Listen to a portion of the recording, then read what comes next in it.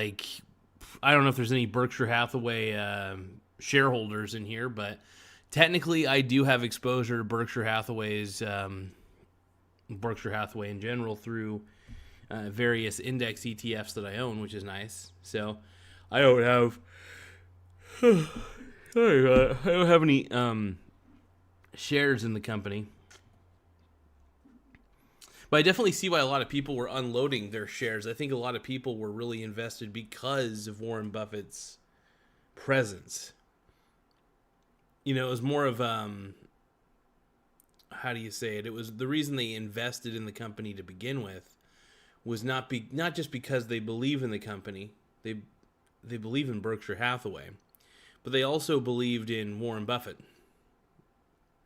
And I think they felt more comfortable having him at the helm. And I think that there's a lot of discomfort at the moment without him at the helm.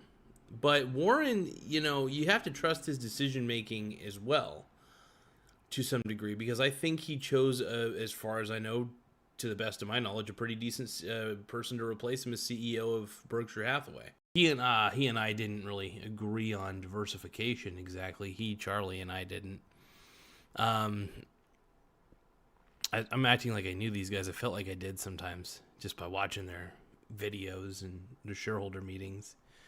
You get an interesting insight into how they invested and how they saw value wherever they could. Yeah, so Buffett was one of those guys. I really saw him more as just a really great investor, not a great CEO.